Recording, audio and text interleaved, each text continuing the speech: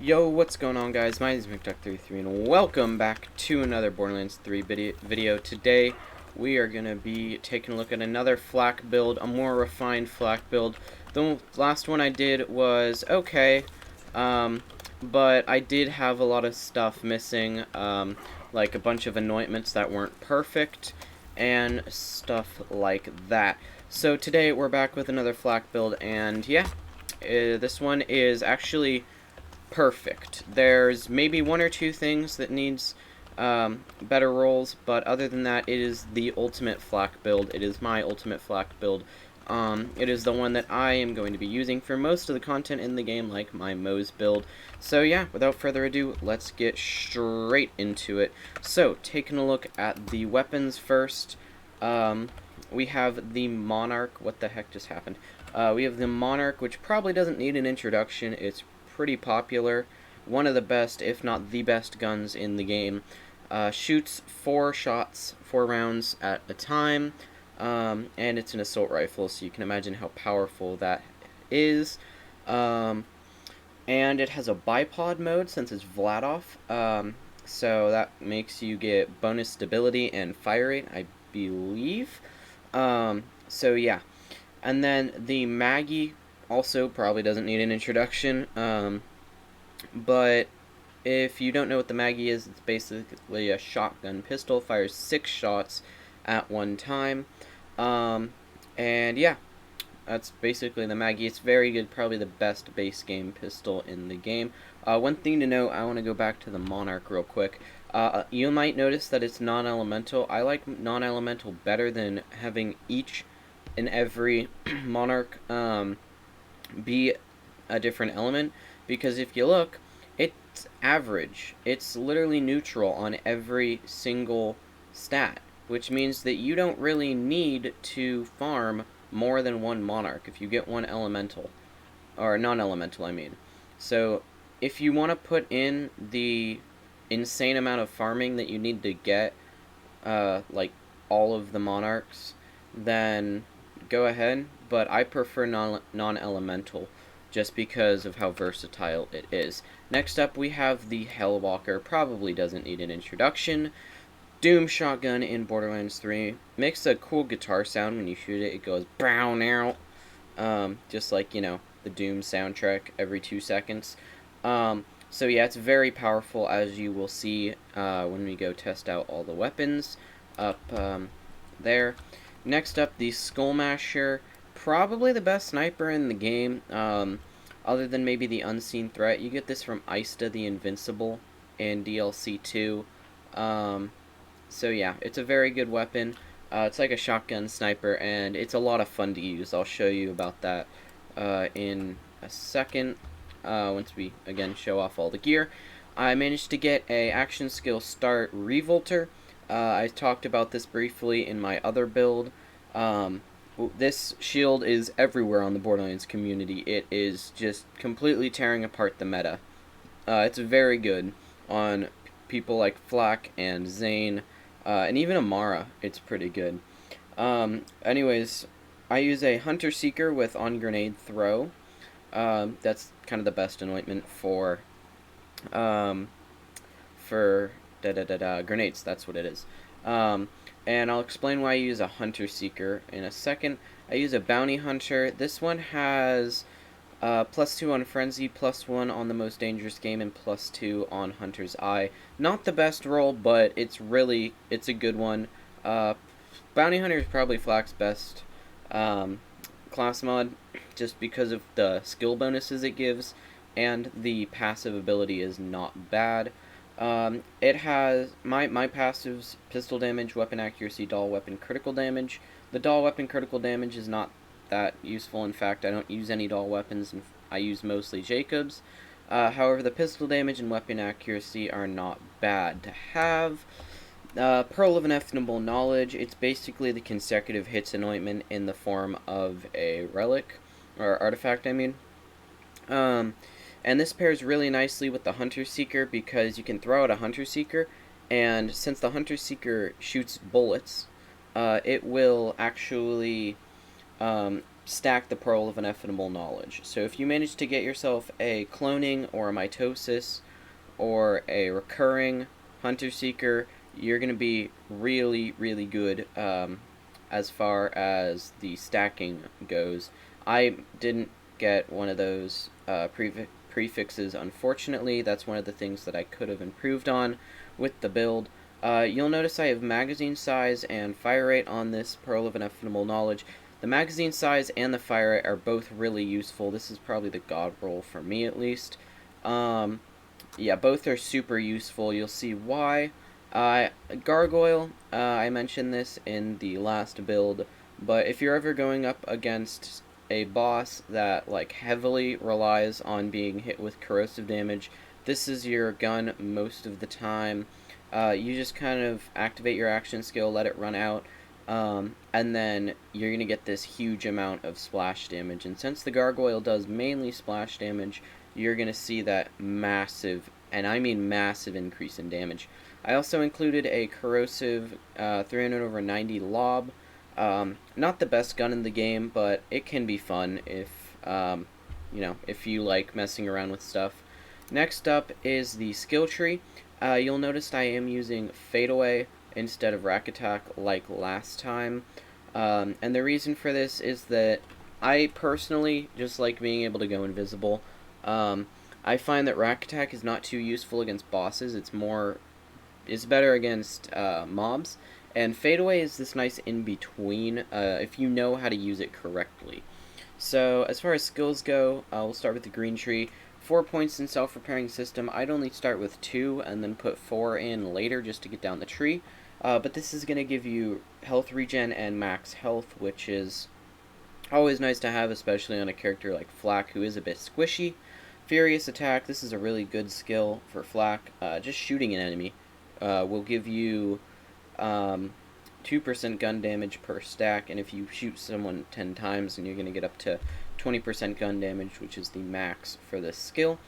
Overclocked, more fire rate after reloading. Who doesn't like fire rate? Fire rate's super good for this build, especially on the Monarch. 2 out of 3 points in turn, tail, and run. Usually, you're gonna keep moving, at least I do, because I like to strafe. However, if you are the kind of person to just plant yourself down in the ground and just become this turret, then you're going to get that extra gun damage. So not a bad skill to have, but not the best either. Lick the Wounds, super nice skill. Your pet will revive you. This is a really, really good skill to have. Yeah, there's really nothing else that you have to say. It's really, really good to have. The Fast and the Furious, not bad, but also not great.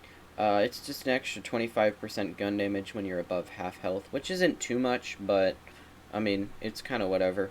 As far as augments go, I'm running Gorillas in the Mist.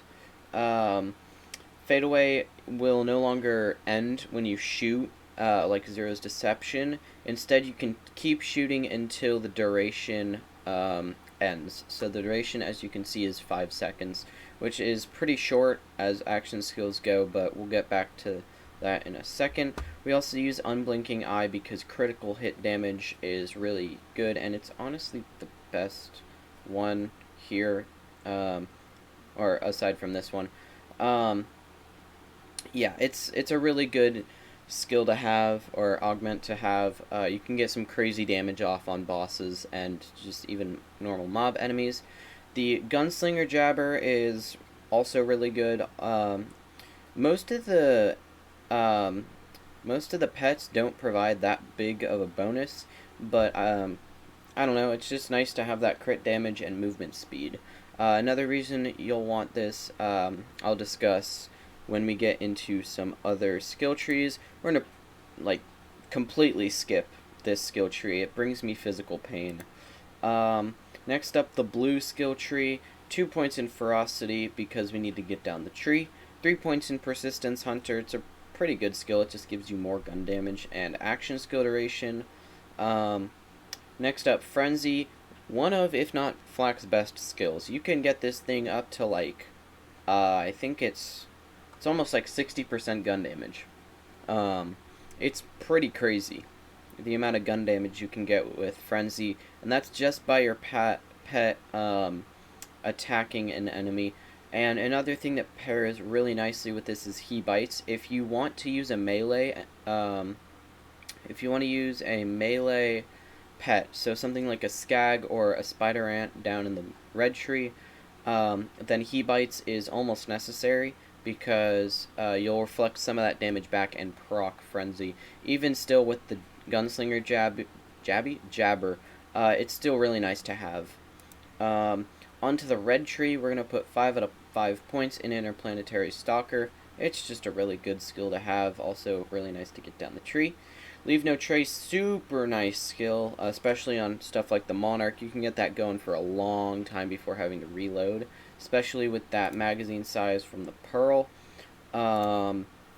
Next up, Second Intention. I love my reload speed, and yeah, it's really up to you if you want to put points into this. I recommend, if you do want to put points into it, don't put points into it too early, unless you really care about your reload speed. These two are the better skills, honestly.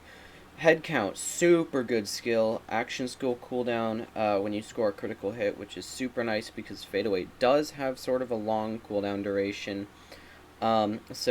Especially with that Maggie, you're going to be getting that Fadeaway super quick. Hunter's Eye, it's a pretty good skill. 5 out of 5 points in it, or no, 4 out of 5 points in it, sorry. Just to get down the tree and get those different bonuses. Big Game, really good. It's just like Death Follows Close in Zane's skill tree. All of Flak's kill skills or hunter skills become more effective. The Most Dangerous Game, oh my god, this skill is so good. It gives you loads and loads of bonuses for a whole 2 minutes after killing a badass enemy, which is super good, especially in Mayhem 11 because they are pretty consistent. There's a lot of them. Grim Harvest, more gun damage, more action skill damage. I don't think action skill damage actually applies to I don't think it actually applies to Fadeaway, so that is unfortunate. So stuff like action skill damage on your class mod will not do anything. Megavore probably needs no introduction. This is a really, really, really good skill, just in general. Alright, so that's the skill tree and the items, so let's go test it out. We're on Athenas, as you can see, and yeah, we're going to test out these first couple of people, or this first group of enemies right here. We're going to start off with the Maggie, because this is honestly your main weapon that you're going to be using. So we'll go into Fadeaway, and as you can see, that guy is almost dead if my game will stop lagging. Baddest Flamethrower, heavyweight, gone. Yeah. Look at all the... Oh, my pet's dead. That is one thing about the pet, especially the Jabber. It does have a bit lower health, I think, maybe. So we'll throw out a couple Hunter Seekers just to get this Pearl procced. And we have our Fadeaway back, so we'll go back into Fadeaway. In Fadeaway, you just kind of shoot everything, and it kind of just dies. And even outside of Fadeaway, you do so much damage. Like, look at that. It's really nice, especially, like, in Fadeaway, since we have that action skill start, Revolter, we get that extra 200%, what's it called? Shock damage. So we're getting that extra shock damage, which is really nice. I'll show you the Monarch in a second, once we find a harder enemy. So yeah, as you can see, the entire place is dead. So now we'll make our way to Tron. I'll show you the Monarch on those enemies leading up to Tron, because I don't want to spend too much time on these enemies here. they're not really that different from the ones back there. I do recommend putting your, what's it called, Monarch in bipod mode. Just keeping it there all the time. That way when you do get to a boss or a hard enemy or something you need to use the Monarch on, you don't have to waste time actually like switching it into bipod mode, because there is an animation to do that, and time in fadeaway is precious. You need to use every second of that to your advantage, because fadeaway on its own has a pretty long cooldown. So if you don't use your time in fadeaway wisely, you could end up just kind of sitting in there, not really doing anything. That's why I do recommend, if you do run out of ammo in your magazine with the Monarch, I recommend switching to the Maggie. The Maggie is a really good weapon for bossing either way. Even though it is a really good weapon for mobbing, it's just a really good weapon overall. But it's a nice secondary, because the Monarch does rip through its magazine ammo quite quickly. So, alright, there should be a badass that spawns right now. Maybe. Not 100% sure. I thought it was a guaranteed. Yeah, here it is. Alright, so, and he's dead. It does, as you can see, it does take a lot of ammo. Look at that. Just instantly dead. So yeah, let's see. Let me just refill on ammo quick. That's not what we want. Alright, yeah, we'll go fight Tron. So, this is what the Skull Masher is very, very fun for.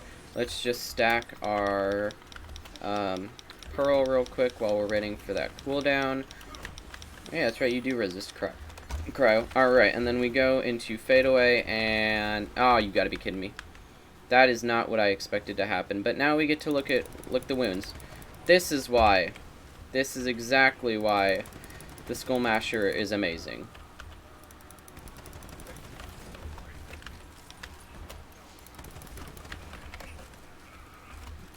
Alright, let's wait for this cooldown. Even mobbing, if I can hit my shots. Jesus. Alright. Cooldown is reset. And as you can see, we kind of just one-shotted him. Yeah. Very, very good. If you can manage to get yourself one with 200% weapon damage while action skill is active, that's the ideal roll for all of these. I like my next two mags on the Hellwalker as a nice outro weapon, kind of, if that makes sense. A nice weapon to use when you come out of fadeaway. But other than that, you're either going to want fadeaway active weapon damage or action skill active weapon damage increased by 200%. So yeah, that's the build. I hope you guys enjoyed. If you did, be sure to leave a like. If you guys really enjoyed, be sure to subscribe, because that'd be awesome. And yeah, I will catch you guys in the next one. Peace.